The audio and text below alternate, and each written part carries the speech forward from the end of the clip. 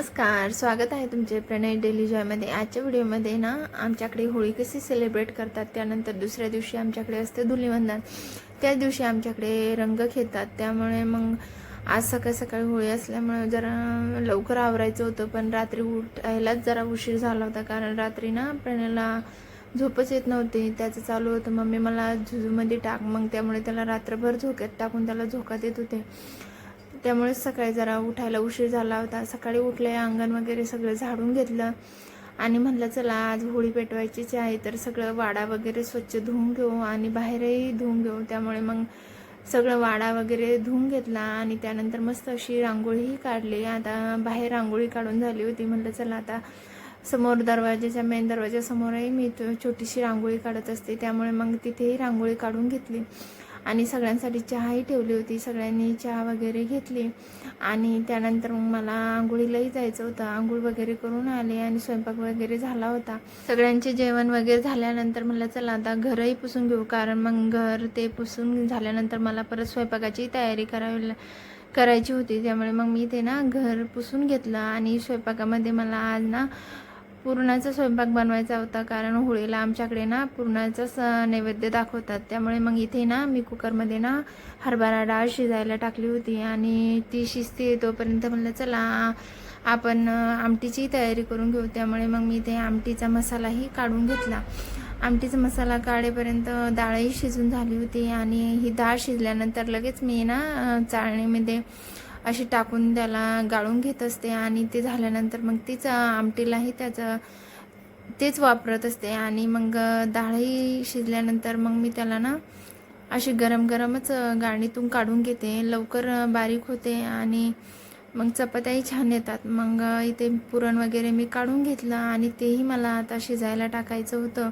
पुरण शिजायला जरा जास्तच वेळ लागतो, त्यामुळे मग इथे ना मी पटापट अशी डाळही चाळणीतून अशी गाळून घेतली होती आणि तेवढ्यातच ना हे बाहेरून सगळं सामान घेऊन आले होते रात्री, आता पूजेला जेवढं सामान लागतं ते, कारण त्यांची आज ड्युटी होती 8 वाजेपर्यंत। ते म्हणले होळीला माझंही येणं होतं की नाही हे काही नक्की नाही, त्यामुळे मग म्हणलं चला तुम्ही सामान आणून द्या बघू नंतर। मग त्याचबरोबर त्यांनी मुलांसाठी काही फ्रूटही आणले होते, ते काढून घेतले आणि त्यानंतर मी पुरण शिजायला टाकलं होतं आणि पुरण शिजता वेळेस ना मी त्यामध्ये थोडंसं जायफळ खिसून टाकत असते आणि पुरण शिजते तोपर्यंत म्हणलं चला खिरीही करून घेऊ। तर खिरीसाठी मी काही तांदूळ वगैरे शिजायला टाकले नव्हते, तसेच थोडेसे भिजू घातले होते आणि तेच मिक्सरला असे बारीक करून घेतले आणि बारीक करून घेतल्यानंतर इथे पातेल्यामध्ये ड्रायफ्रूट असे तुपामध्ये भाजून घेतले आणि त्यानंतर मिक्सरला बारीक करून घेतलेले तांदूळ त्यामध्ये टाकले आणि त्यामध्ये दूध टाकलं आणि ते व्यवस्थित शिजू दिलं।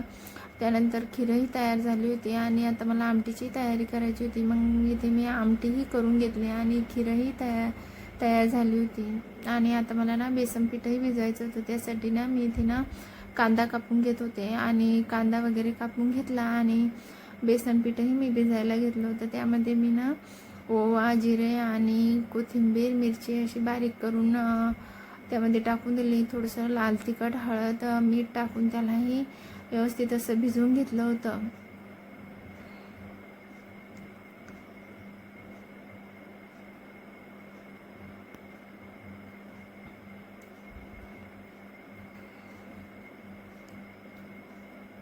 बेसन पीठ भिजवल्यानंतर म्हणलं आता चला आपण आता चपात्यासाठीही पीठही भिजवून घेऊया, कारण मग चपात्याचं पीठ अगोदर भिजवून ठेवलं चपात्या व्यवस्थित येतात। त्यामुळे आणि पीठही जरा सॉफ्ट झालं की चपात्या छान होतात, म्हणून मग मी इथे ना पीठ भिजवून घेतलं आणि भिजवल्यानंतर त्याला थोडंसं तेल लावून ना परत एकदा मळून घ्यायचं आणि बाजूला रेस्ट करायला ठेवायचं।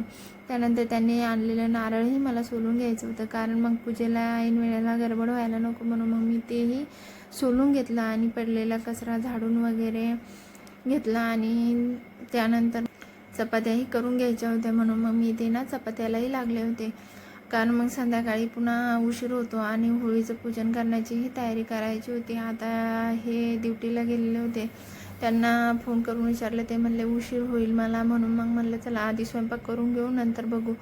मग इथे मी पटापट अशा चपात्याही करून घेतल्या होत्या आणि मला आता भजेही काढायचे होते, म्हणून मग मी ते ना भजे काढायला घेतले होते. कारण मग भजे काढून झाल्यानंतर माझा स्वयंपाकच होणार होता, बाकीचे कामही मग पटापट करून घेता येईल, म्हणून मग मी ते ना भजेही काढून घेतले होते. आणि आता म्हणलं चला आता स्वतःची तयारी करून घेऊ, कारण मग आता पूजेची तयारी करायची, म्हणून मी इथे पटापट मीही अशी रेडी झाले होते.